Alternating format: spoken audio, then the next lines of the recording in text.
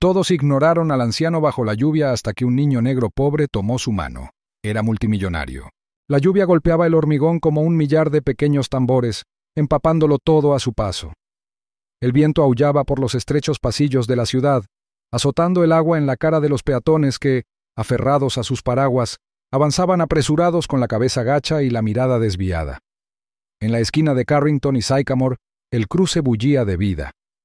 Bocinazos, el chapoteo de los neumáticos al abrirse paso entre los charcos y el tenue zumbido de una sirena lejana. Pero bajo todo ese ruido se escondía un momento de tranquilidad que la mayoría echaba de menos.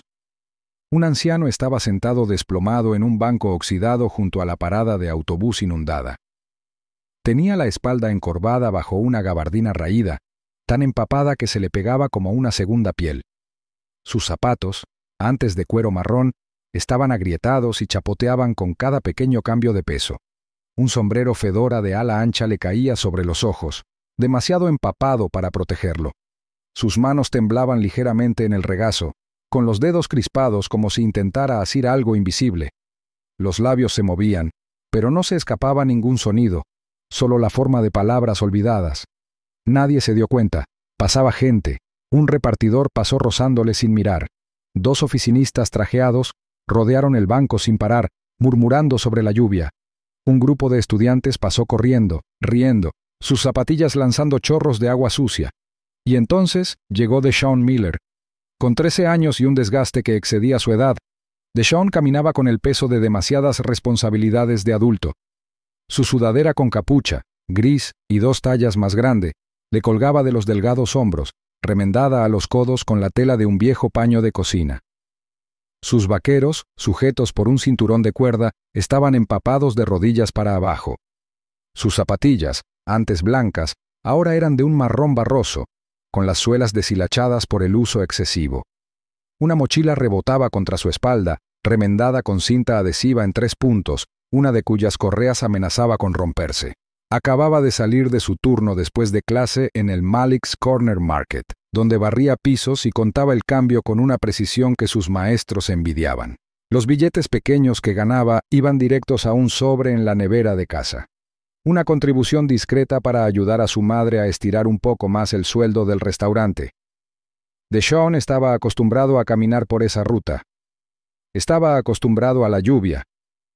A lo que no estaba acostumbrado era al tirón en el pecho que lo detenía en seco bajo la tenue luz de la farola. Vio al anciano. No solo vio, notó. El temblor en sus manos, el murmullo de sus labios, la forma en que el hombre no levantaba la vista, ni siquiera cuando la gente le salpicaba agua en los zapatos. Había algo frágil en su quietud, algo roto y suplicando en silencio. Deshaun dudó. La acera era un río. Tenía los calcetines empapados. Le dolían los dedos de frío. Podía seguir caminando. Nadie lo culparía. El mundo no tenía tiempo para gente como él. Cansado, pobre, pequeño. Pero sus pies no se movieron. Miró a ambos lados. Los coches pasaban a toda velocidad, los faros iluminando brevemente la lluvia como cristales cayendo. Luego dio un paso adelante, con cuidado de evitar los charcos más profundos, y se acercó al banco. «Señor, ¿se encuentra bien?», preguntó Deshaun, con voz firme a pesar del nudo que se le formaba en la garganta. El anciano no respondió. Ladeó ligeramente la cabeza, levantando los ojos bajo el ala de su sombrero empapado. Ojos azules, pálidos, nublados, pero lo suficientemente penetrantes como para cruzarse con los de Deshaun con un destello de reconocimiento. Toda una vida de historias parecía pasar tras esa mirada. Pérdida, dolor, algo no dicho. Deshaun no se movió. El hombre parpadeó 2 veces, como si despertara de un largo sueño. Luego, lentamente, extendió una mano temblorosa. Deshaun la estrechó sin dudarlo. La piel estaba fría y seca a pesar de la lluvia, y el agarre era sorprendentemente fuerte para alguien que parecía apenas tenerse en pie. Deshaun tiró suavemente, aguantando su peso, y ayudó al anciano a ponerse de pie. El hombre se tambaleó, pero Deshaun se mantuvo firme. «No pasaste de largo», dijo el anciano con voz ronca, apenas un susurro, pero había algo claro en ello. Gratitud, tal vez, o incredulidad. Deshaun frunció el ceño. Miró a su alrededor. Algunas personas lo observaban, pero solo por un segundo antes de seguir adelante. Guió al hombre hasta la parada de autobús más cercana, una caja de plexiglás desportillada que apenas ofrecía refugio de la tormenta, y lo sentó en la parte más seca del banco. ¿Necesitas un médico o algo?, swingueó Deshaun, arrodillándose para revisarle la pierna al hombre, sin saber qué buscaba, pero intentándolo de todos modos. No, murmuró el hombre, negando lentamente con la cabeza. Solo necesitaba que alguien me viera. Deshaun se quitó la mochila y abrió la cremallera. Dentro estaba su cena, medio sándwich de mantequilla de cacahuete y mermelada envuelto en papel aluminio. Se detuvo un segundo, lo desenvolvió y le entregó la mitad más grande al anciano. No es mucho, pero está bueno, dijo. Lo hice yo mismo. El hombre lo tomó con ambas manos como si fuera un objeto invaluable. No se lo comió enseguida. Solo lo miró fijamente. Luego, lentamente, asintió. Gracias. ¿Cómo te llamas, hijo? Deshaun Miller. El hombre asintió de nuevo, sin decir nada más. La lluvia golpeaba el techo del refugio como un metrónomo lento. Deshaun estaba sentado a su lado, abrazándose para darse calor, mirándolo furtivamente de vez en cuando. Al otro lado de la calle, la lluvia oscurecía mucho, pero no todo. Estacionado a media cuadra, bajo un letrero tenue que anunciaba una panadería cerrada, un todoterreno negro estaba al ralentí. El motor estaba en silencio, pero el vehículo no estaba vacío. Tras el cristal tintado, un hombre con traje gris oscuro enfocaba una pequeña lente de cámara. Objetivo encontrado, murmuró por unos auriculares. Repito, Arthur Langley está vivo, confirmado visual. Tocó la pantalla de un portátil y observó cómo una imagen fija se fijaba en el rostro del hombre, ahora acurrucado bajo la marquesina junto al chico. La imagen no era perfecta, pero la mandíbula, los ojos, la vieja cicatriz detrás de la oreja izquierda, era suficiente. El hombre del todoterreno tecleó una orden. Los faros del vehículo parpadearon 2 veces. Luego se apagaron por completo. Dentro del refugio, Deshaun no tenía ni idea de que acababa de formar parte de algo mucho más grande de lo que podía imaginar. Arthur Langley, el multimillonario fundador del Grupo Orión, había desaparecido hacía 3 años. Dado por muerto en la explosión de un yate frente a las costas de España, había dejado tras de sí un reguero de preguntas sin respuesta, activos congelados y suficiente sospecha política como para ahogar a una pequeña nación. Y sin embargo, allí estaba, mordiendo medio sándwich hecho por un niño que seguía caminando a casa bajo la lluvia. «¿Señor Langley?» «Component Placement», preguntó Deshaun con suavidad, sin percatarse del peso del nombre. ¿Es ese su nombre? El hombre no respondió. Solo esbozó una leve sonrisa distante. Parecía más ligero ahora, como si un peso invisible se hubiera liberado ligeramente de sus hombros. Deshaun no lo presionó. En cambio, se recostó y observó la lluvia bailar en los charcos. Por primera vez en mucho tiempo, el anciano cerró los ojos sin miedo. ¿Y Deshaun? Se quedó allí sentado, sin darse cuenta de que al detenerse, al preocuparse, se había convertido en el comienzo de algo enorme. A la mañana siguiente, todos los grandes medios de comunicación publicarían la misma historia. Pero esa noche solo eran 2 personas bajo una marquesina de autobús. «No pasaste de largo», dijo el anciano en voz baja. La lluvia golpeaba el parabrisas a ráfagas constantes. La ciudad era una mancha de neón húmedo y sombras.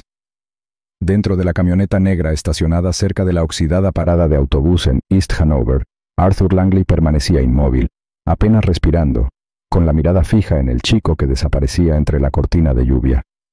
Deshaun no miró atrás. Simplemente se ajustó la sudadera, trotando entre charcos sobre el pavimento agrietado, con pasos ligeros pero decididos. La mirada de Arthur no vaciló, no hasta que el chico desapareció por la esquina. «Fase 2», susurró, presionando un pequeño botón oculto bajo el asiento, activando una línea de seguridad integrada en el tablero del vehículo. No hizo falta más explicación. El hombre al volante, Malcolm Graves, exmilitar, ahora la sombra silenciosa del exilio de Arthur, asintió con un solo gesto. Sabía qué hacer. La camioneta arrancó en medio de la tormenta. Deshaun Carter no sabía que su vida ya había cambiado. Solo sabía que el techo de su habitación seguía goteando. La luz parpadeaba cuando llovía y la tos de su madre empeoraba. Su salud, como el resto de sus vidas, se había convertido en una emergencia silenciosa, siempre apremiante, de la que nunca se hablaba, Esa noche, Deshaun yacía en el delgado colchón junto a la cama de su madre, escuchando su respiración jadeante. Le había dado la segunda mitad de su sándwich sin mencionar al desconocido de la parada del autobús. No parecía importante, solo otro hombre olvidado por el mundo. Por la mañana, la tormenta había pasado, pero el aire era denso y gris.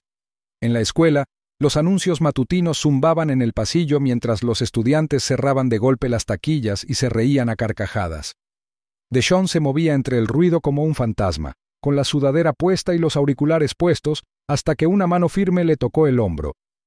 «Tienes que venir conmigo», dijo el señor. Álvarez, el subdirector, con expresión indescifrable. Deshaun parpadeó. «No he hecho nada. Nadie dijo que lo hicieras. Solo sígueme». El camino a la oficina del director se le hizo más largo de lo habitual. Cuanto más se acercaba, más denso se sentía el silencio. Al entrar se quedó paralizado. Un hombre alto con un traje gris a medida estaba junto a la ventana, con las manos entrelazadas a la espalda. Sus zapatos brillaban como el cristal, y su rostro le resultaba desconocido. Bien afeitado, rasgos afilados, ojos demasiado serenos para pertenecer a una escuela secundaria pública. «Señor Carter, este es James Rourke», dijo el director con un gesto cortés, y luego salió, cerrando la puerta tras él. Deshaun se quedó paralizado. Rourke se giró y señaló la silla frente al escritorio. «Por favor, siéntese». Deshaun dejó caer su mochila y se sentó lentamente, observándolo como una pieza de rompecabezas que no encajaba. «¿De qué se trata?» Rourke abrió una carpeta de cuero y la deslizó por el escritorio. Dentro, folletos satinados y documentos oficiales brillaban con tinta nítida. «Nos gustaría ofrecerle una beca», dijo Rourke con voz suave pero firme. «Matrícula completa en la Academia Winslow, libros, comidas, transporte, todo incluido». Deshaun lo miró fijamente, entrecerrando los ojos. «¿Por qué yo?» «Porque alguien se fijó en usted». Una sospecha se dibujó en el rostro de Deshaun. «¿Es una estafa?» La sonrisa de Rourke no flaqueó.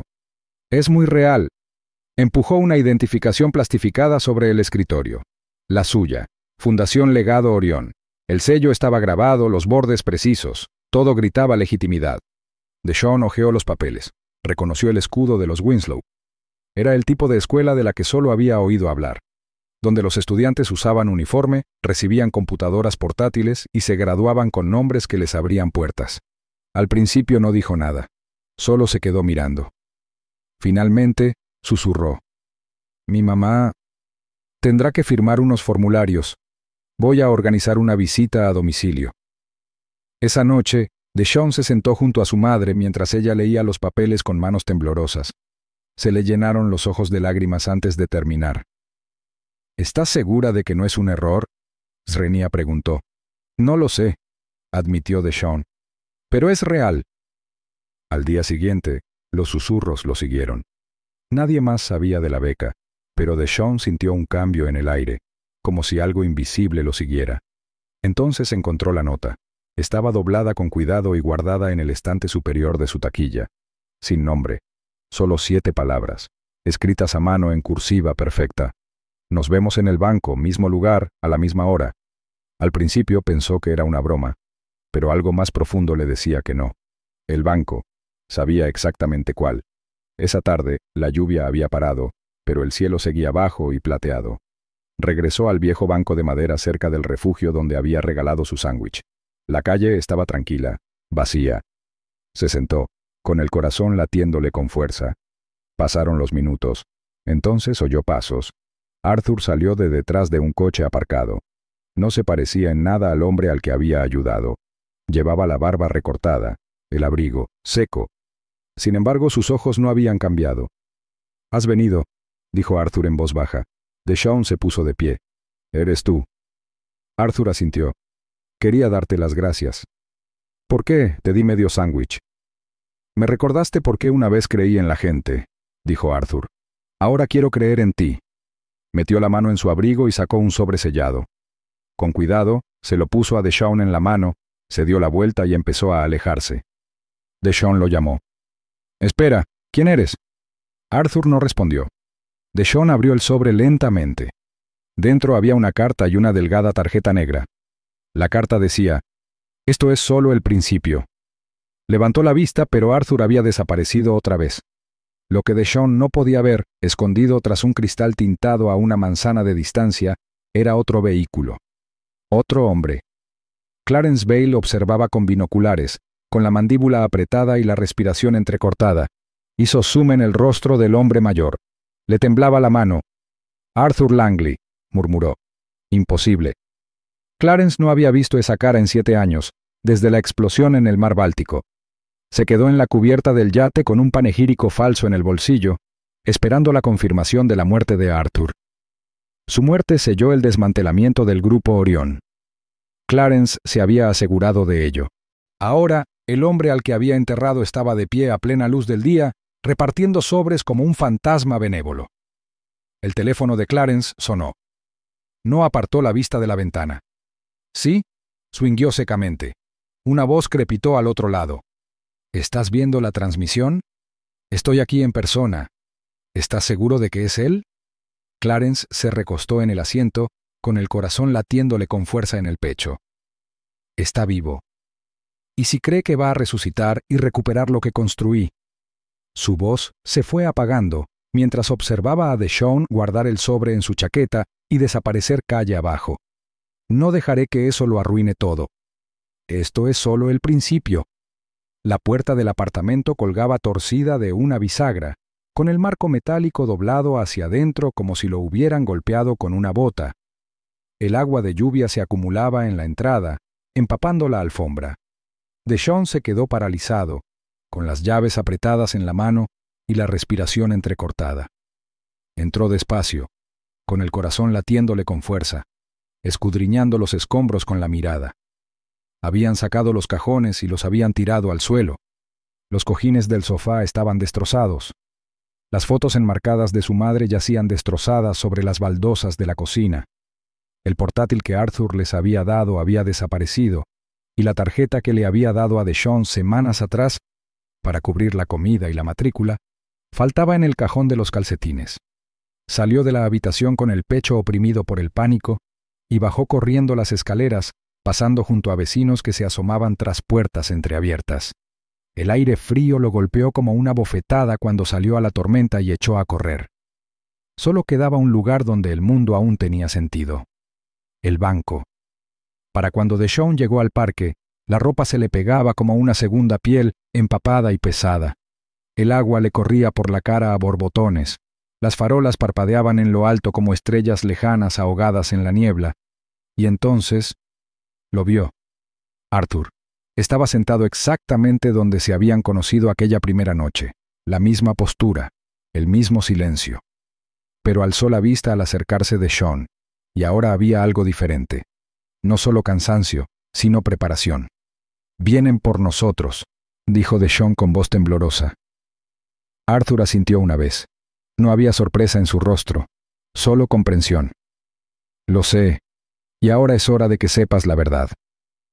Se sentaron bajo la lluvia mientras Arthur hablaba, con voz baja y firme, cada palabra desvaneciendo la confusión que se había construido como un muro alrededor de la mente de Deshawn. Le contó todo: la traición, la desaparición, el imperio que Clarence Bayle había construido vendiendo las tecnologías de Orión, manipulando tribunales, plantando historias y borrando verdades incómodas. «Clarence era mi compañero», dijo Arthur, mientras la lluvia resbalaba por el borde de su capucha. «Construimos Orión de la nada. Pero él quería poder. Control. Cuando me negué a permitirle privatizar nuestros proyectos humanitarios, montó una explosión. Mató a ingenieros inocentes solo para que pareciera real. Luego, me incriminó por malversación de fondos y desaparecí para observar desde las sombras. Necesitaba saber si en el mundo aún había gente en la que valiera la pena creer». Miró a Deshawn, y el chico sostuvo su mirada. «Pasaste una prueba destinada a hombres poderosos», dijo Arthur. «Ahora contraatacamos, con cerebro, no con los puños». No regresaron al apartamento. Arthur condujo a Deshawn a un pequeño edificio escondido entre 2 almacenes en las afueras de la ciudad. El interior era sobrio, paredes desnudas, escritorios viejos y documentos dispersos, pero seguro. Arthur le entregó a Deshawn una sudadera abrigada y ropa seca. Durante los siguientes días, trabajaron en secreto. Arthur se movía con precisión, como un hombre que había vivido demasiado tiempo en la sombra.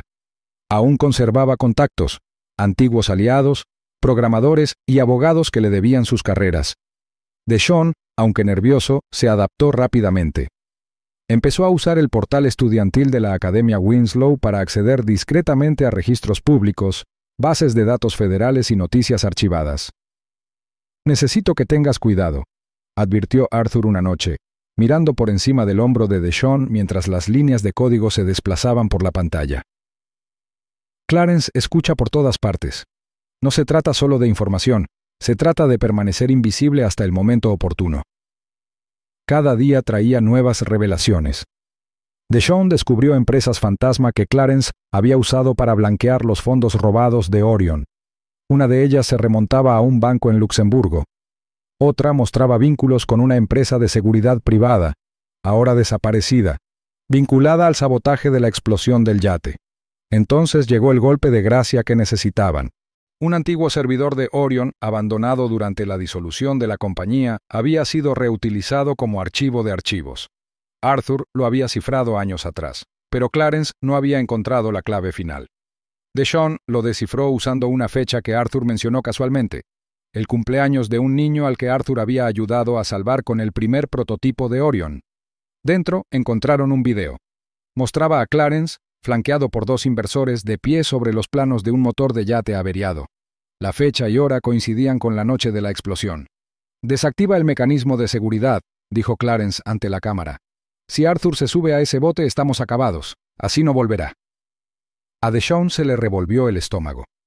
El hombre que había destruido la vida de Arthur no solo había traicionado a un amigo, sino que había enviado a gente a morir voluntariamente. Trabajaron toda la noche, creando una cronología de los acontecimientos. Arthur escribió la narrativa. Deshawn consiguió las pruebas: correos electrónicos, registros bancarios, documentos judiciales falsificados. Arthur contactó con un último contacto, un periodista llamado Reed, quien en su día había sido vetado por negarse a publicar artículos difamatorios contra Arthur. Reed aceptó ayudar, pero con una condición. «Hazlo público», dijo por una llamada segura. «No te escondas tras denuncias anónimas. Enfréntate al mundo. Si quieres justicia, tienes que mirar a Clarence Vale a los ojos». Arthur guardó silencio un momento. Luego asintió. Eligieron un viernes por la noche, en horario de máxima audiencia. Reid se coordinó con 3 importantes cadenas y organizó una transmisión en directo a través de una línea satelital segura. A medida que se acercaba la hora, Deshawn se sentó entre bastidores, con el corazón latiéndole con fuerza. Nunca se había imaginado formar parte de algo tan grande. Solo había ayudado a un hombre en un banco. Arthur entró en escena. Las luces eran brillantes, las cámaras silenciosas. Vestía un traje negro, a medida pero sencillo. El mundo lo había visto por última vez como un genio caído en desgracia. Ahora se mantenía firme y autoritario. «Me llamo Arthur Langley», comenzó con voz firme. «Y el hombre en quien les han dicho que confíen, Clarence Vale, es un fraude». Lo expuso todo. La explosión simulada, el desmantelamiento de Orion, la venta de patentes que salvaron vidas a desarrolladores de armas, y por último las imágenes. Mientras se reproducían, los periodistas tras las cámaras guardaron silencio. La voz de Clarence llenó la sala, fría y clara. «Si Arthur se sube a ese barco, estamos acabados de todos modos». Las exclamaciones resonaron en las salas de estar de todo el país. Entonces Arthur se hizo a un lado. Deshawn entró en escena, sosteniendo una pequeña memoria USB plateada entre los dedos. No habló. No le hacía falta. El peso de la verdad flotaba en el silencio. La transmisión en directo terminó, pero Internet explotó. En cuestión de minutos, el nombre de Clarence Vale era tendencia en todas las plataformas. Las agencias de investigación iniciaron pesquisas. Exempleados de Orion se presentaron, y al amanecer, agentes federales allanaron la propiedad de Clarence en Vermont. Fue arrestado en el acto. Sus bienes fueron congelados, su imperio se derrumbó de la noche a la mañana. Pero el momento más importante llegó en la rueda de prensa 2 días después. Arthur se encontraba ante un mar de periodistas. Esta vez no había sombras, ni capucha, solo un hombre que recuperaba su vida. A su lado estaba Deshawn, todavía con su uniforme escolar, con las manos apretadas nerviosamente. La voz de Arthur era tranquila, pero decidida. Este joven me recordó quién era yo, así que lo nombro mi heredero y cofundador de la Langley Fellowship for Urban Youth. La sala quedó en silencio. Deshaun se quedó paralizado. Solo había ayudado a un hombre bajo la lluvia. La lluvia caía en finas líneas sobre el jardín de la azotea de la recién construida sede de la Langley Fellowship. El horizonte de la ciudad brillaba bajo la suave niebla. Sus altos edificios de cristal sobresalían de las nubes bajas como monumentos tallados por la ambición. Deshaun estaba de pie cerca del borde de la azotea, con las manos apoyadas en la fría barandilla de acero. La chaqueta se le pegaba a los hombros, húmeda por una llovizna que había regresado inesperadamente, pero no se movió. Sus ojos recorrieron la ciudad, una ciudad que antes pasaba velozmente junto a él, que nunca se detenía lo suficiente para preguntar quién era ni a dónde iba. Ahora conocía su nombre. Bajo él, las luces del centro parpadeaban como luciérnagas, y el tráfico murmuraba por las calles como una marea viva. El edificio bajo sus pies se había alzado en tan solo 6 meses, gracias a la riqueza y la visión de Arthur Langley, pero fue Deshaun quien le dio alma. Lo que comenzó como un gesto de bondad se había convertido en un propósito. No solo formaba parte de la comunidad Langley. Deshaun se giró, con una lenta sonrisa dibujando en su rostro. Arthur caminó hacia él con el paso cauteloso de un hombre que se recupera de algo más que solo el agotamiento físico. Vestido con un abrigo oscuro y pantalones color carbón, parecía menos un multimillonario y más un hombre que por fin había dejado atrás su amargura. «No me escondo», respondió Deshaun. Solo pensaba. Arthur se unió a él en la barandilla. «Sabes, la mayoría de la gente estaría dentro, brindando con champán. No soy la mayoría de la gente». «No», dijo Arthur en voz baja. «Tú no». Se quedaron en silencio un rato, dejando que la lluvia susurrara contra la barandilla. Desde esa altura, la ciudad parecía más limpia, pero Deshaun sabía que no era así. Conocía los rincones donde aún se amontonaba la basura, donde los niños faltaban a la escuela porque nadie creía en ellos, donde solía esperar autobuses que nunca llegaban a tiempo. La azotea era nueva, pero la ciudad no había cambiado de la noche a la mañana. Dentro del edificio, el personal se afanaba en finalizar los preparativos para el siguiente ciclo de mentoría: campamentos de programación, paneles de becas, seminarios de liderazgo. Jóvenes de barrios marginados pronto recorrerían estos pasillos, cargando con las mismas preguntas que Deshaun una vez tuvo, pero ahora tendrían respuestas. Ahora tendrían hombres a su lado. Arthur había soñado una vez con construir algo así antes de que su fe en la gente se derrumbara, pero fue Deshaun quien le dio el coraje para volver a soñar. ¿Recuerdas aquella primera noche? Component Placement, preguntó Arthur mirando de reojo. ¿Bajo la lluvia? Srenia, dijo Deshaun con una risita. Sí, parecías un fantasma. Arthur asintió. Lo era. Deshaun se giró hacia él. Ya no. Arthur esbozó una pequeña sonrisa de agradecimiento y luego bajó la mirada. Hay algo que necesito preguntarte. Es sobre el juicio. El rostro de Deshaun se tensó. El juicio de Clarence Vale se había convertido en el centro de atención de los medios. El exdirector financiero había sido arrestado semanas después de que Deshaun le revelara a Arthur un fraude interno. Clarence no se había quedado callado. Había sacado a la luz viejos secretos, desacreditado a empleados e incluso afirmado que el colapso mental de Arthur lo había descalificado para el liderazgo. Pero Arthur había insistido, y la verdad había empezado a salir a la luz. No se trataba solo de malversación de fondos. Se trataba del tipo de podredumbre que se extiende silenciosamente por un sistema cuando nadie se atreve a mirar. «Está jugando sucio», murmuró Deshaun, culpando a todos menos a sí mismo. «Siempre lo hacía», dijo Arthur, e hizo una pausa. «Pero el jurado necesita oír algo más que cifras y contratos. Necesitan oír algo real. Quiero que declares». Deshaun parpadeó. «¿Yo? No sobre dinero, ni siquiera sobre él. Quiero que les cuentes lo que viste esa noche, bajo la lluvia». Deshaun dudó. «Arthur, no soy. Eres justo el tipo de voz que necesitan», lo interrumpió Arthur. Su tono era tranquilo, pero firme. Alguien que no usa traje todos los días. Alguien que no intenta salvar su reputación. Solo un chico que se detuvo a preocuparse. Deshaun volvió a mirar el horizonte con una punzada de preocupación en el pecho. Desde que se supo la historia, su vida había dado un giro extraño. Algunos chicos de Winslow intentaban hacerse amigos suyos, con la esperanza de conseguir favores o influencia en Instagram. Los periodistas rondaban la iglesia algunos domingos, intentando pillarlo dando clases particulares a chicos más pequeños.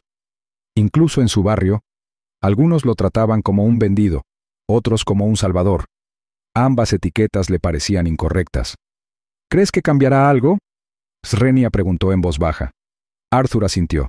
Ya lo hizo, pero el mundo necesita que se lo recuerden. La sala del tribunal estaba más fría de lo que Deshaun esperaba. Estaba sentado en el estrado de los testigos, vestido con una camisa negra abotonada y pantalones grises, con las manos cruzadas sobre el regazo. Los periodistas llenaban la galería. El juez, un hombre mayor con una voz áspera, presidía con ojo perspicaz. Clarence Bayle estaba sentado a la mesa de la defensa, con el cabello plateado pulcramente peinado y el rostro sereno e impasible. Miró a Deshaun una vez y luego apartó la mirada. El fiscal asintió con la cabeza y se hizo a un lado. «Señor Carter», dijo el juez, «puede hablar». Deshaun se levantó lentamente, respirando hondo. Observó la sala. Algunos rostros escépticos, otros curiosos, otros simplemente aburridos. No preparaba un discurso. No lo necesitaba. Volvía a casa caminando de clase. Comenzó con voz firme. Y empezó a llover. No de esos que se pueden atravesar caminando, sino lluvia de verdad. Estaba pensando en mi examen parcial preguntándome si aprobaría cuando vi a un hombre sentado en el estrado. Sin abrigo, simplemente quieto. El recuerdo seguía fresco en su mente. Arthur, encorvado bajo la farola, empapado, con la mirada vacía. No sabía quién era, continuó Deshaun. Solo vi a alguien que parecía necesitar un amigo, así que me convertí en uno. La sala se quedó en silencio. Incluso el tecleo de los periodistas cesó. No lo hice para conseguir nada, añadió. No sabía que era multimillonario.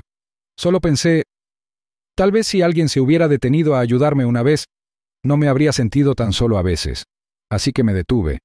Me quedé. El silencio se prolongó como una respiración contenida. No salvé una empresa, dijo Deshaun. No arreglé lo que el señor Vale rompió. Pero creo que cuando nos apoyamos mutuamente, cuando nos apoyamos de verdad, se abre una grieta en la oscuridad. Y entra la luz. Clarence Bayle no se inmutó, pero el jurado sí.